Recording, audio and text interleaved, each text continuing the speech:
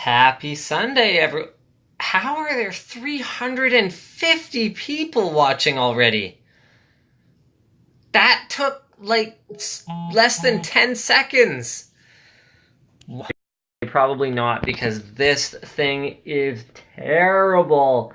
But it was one of those things where I'm obligated to wear it at least once to validate that in fact it is pretty awful. So today's video, oh man, today's video, man, we have had, I think that taken individually, any of the kind of troll-tastic videos that we've done lately probably would have been fine. But the fact that with our scheduling working out the way that it did, we managed to have so many of them land all within a week is probably not helping us at this point. And today's video is a meme PC. I will say that.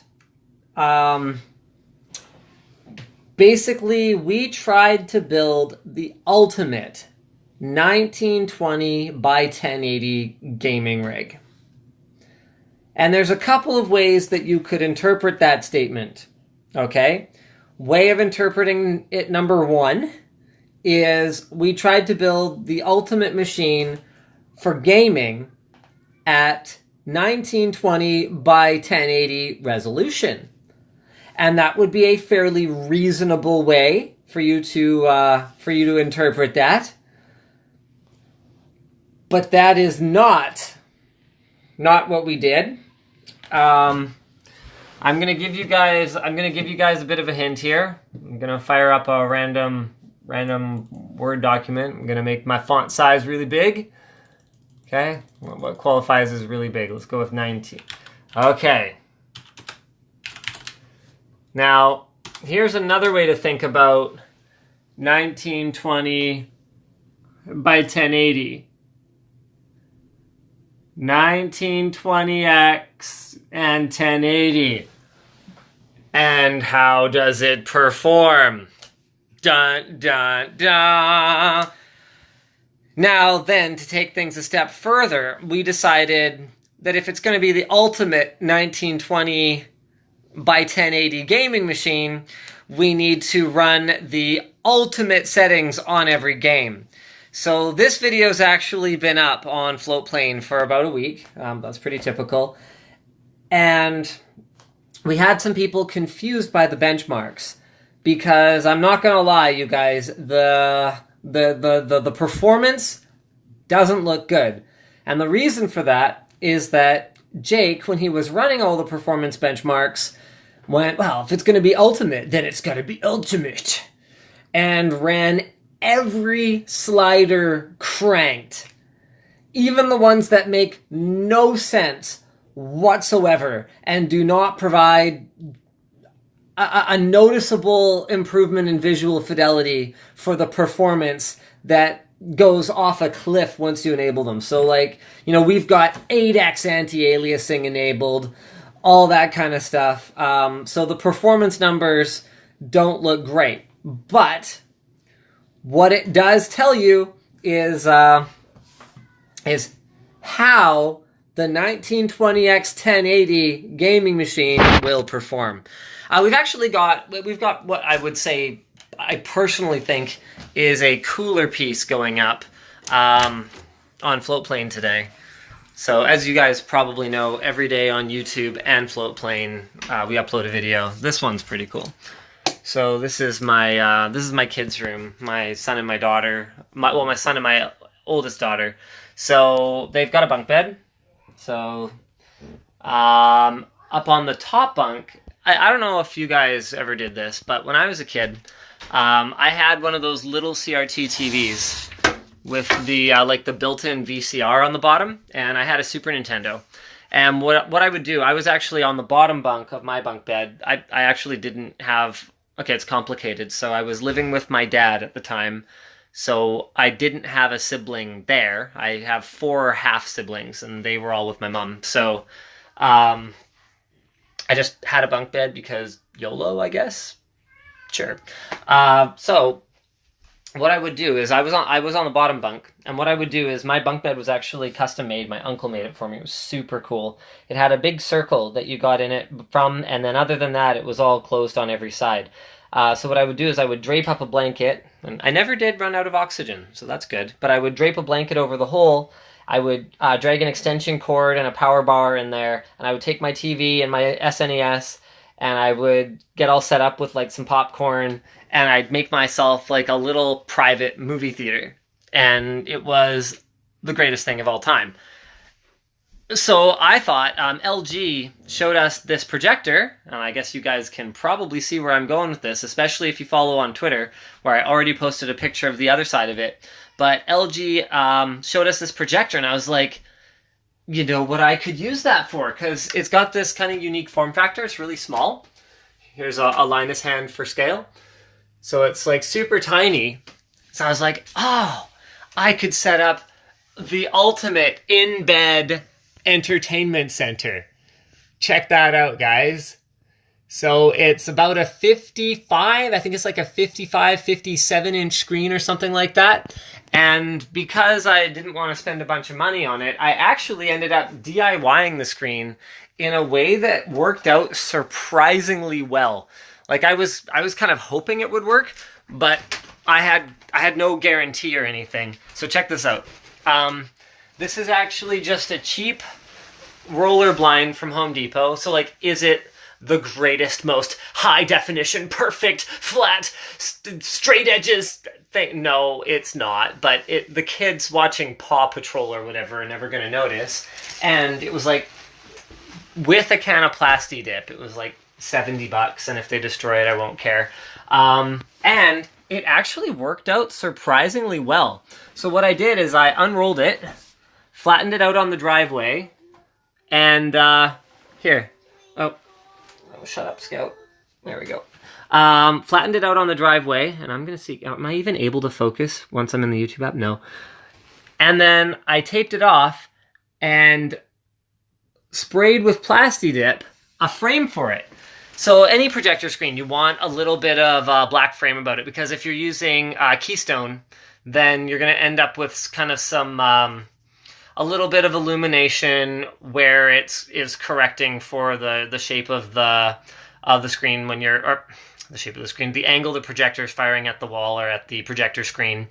So you always want a little bit of black around the edge. So a matte black Plasti Dip ended up working shockingly well, and I've had people ask already in the Floatplane thread, can you roll it up and unroll it? And the answer is yes.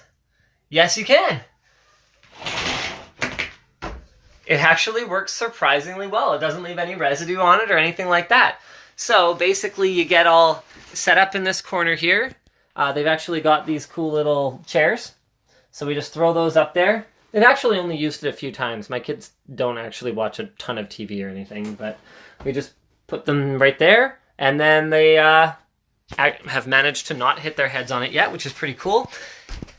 And yeah, it's like kind of like an ultimate freaking like in-bed entertainment setup. In terms of speakers, we got some Audio Engine A2 Pluses. This mount is hardly permanent. This is, I actually just like borrowed some filming equipment stuff because I am not sure if this is going to stay here forever.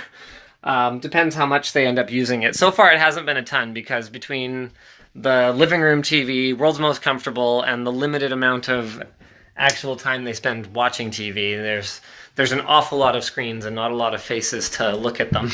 So it might not end up making sense to leave it there, but I thought it would be pretty cool as a project, pretty cool as a thing that they could, try out at least and, have experienced. It's like, that's the kind of stuff that I feel like you remember as a kid. You don't have to, I probably only did my setup in my bed, I don't know, 6, a dozen times, but it's little things like that you remember growing up. So I thought it'd be pretty cool to set that up for them. Well, one of the things I wanted to start doing in these streams is responding to some of the top comments from the previous day's video. So Wow, this is weird. The top comment on yesterday's in-ear real-time translation earpiece thing from Dragorific is, "Hey there, sexy, show Bob's and vagine, please."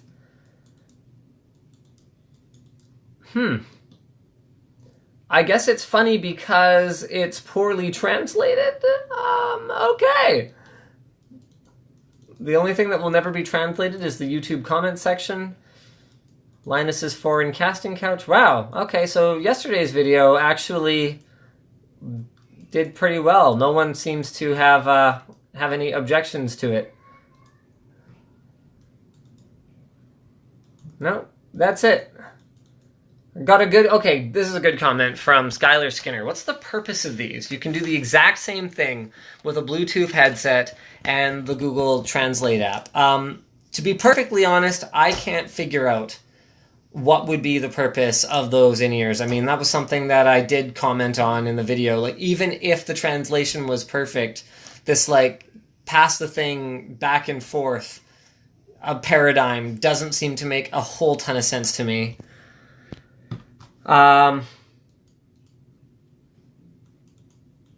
Children with...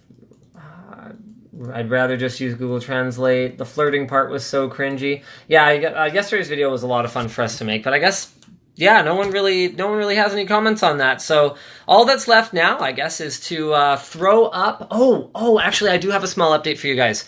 So some folks complained that we've been pulling down these streams, so if they don't get the notification right away, they don't get a chance to watch it after the fact. We do want to make the archiving of these streams something that's exclusive to Floatplane. So the compromise that we've landed on is that what we're going to start doing is we're going to start leaving them for a day. We'll leave them unlisted for a day, so that way anyone who wants to watch it, like if you get your YouTube subscription sent to you by email, that was one of the biggest complaints I saw from people who were saying, yeah, I just got the email and the video's gone by now. Because email does go out pretty slowly. That's something that we've looked into for ourselves a fair bit. And how email works, email itself is pretty simple. But getting around spam filters with email is very complicated. So a lot of the time, email has to go out in small bursts. And if you got 4 million people subscribed, naturally they're not all going to get the video notification at the same time. So what we've settled on is leaving it up for a day. So when we do the next stream, what I'll do is I'll leave this stream up for a day, and then I'll take down the previous day's one and archive it on Floatplane. And yes, my nose is super big. See that? A lot of people don't even realize like how gigantic it is because it looks a lot bigger from the side than it does even from the front. I remember having this conversation with my mom, actually, where I go, yeah, my nose is really big. And she goes, no, it's not that big, son. And I go, yeah, look at it from this side. And she's like, whoa, he does have a really big nose. And I was like, thanks, Ma. That's how... That's how my mother would handle something like that. All right, so I'm gonna launch today's video, or maybe Nick has done it already. I don't know. He's probably watching the stream. That guy. He hangs out with me every day and still manages to watch the videos and watch me stream. It's kind of amazing. Not in that way. Like watch my streams on the internet, not like watch me stream. Like follow me into the bathroom. I guess watch my streams on the internet doesn't really sound any better either, does it? I'm really not sure if there's any way to win this. So let's go ahead and launch this video here. We'll add it to playlist build logs. We need a playlist like troll videos. So go ahead, you guys. Go check it out. I'm gonna go ahead and copy the link into the chat here. Oh. How does this work? Oh, I hate that I can't see the live stream. Oh, Nick's on it. Nick's got it already. All right. So thanks, guys, for tuning into the stream. Go watch today's video and be kind. Be kind. Baron, try to watch it in a vacuum. Try to watch it in a vacuum. Watch it as though we hadn't done like a week's worth of trolley videos up until now.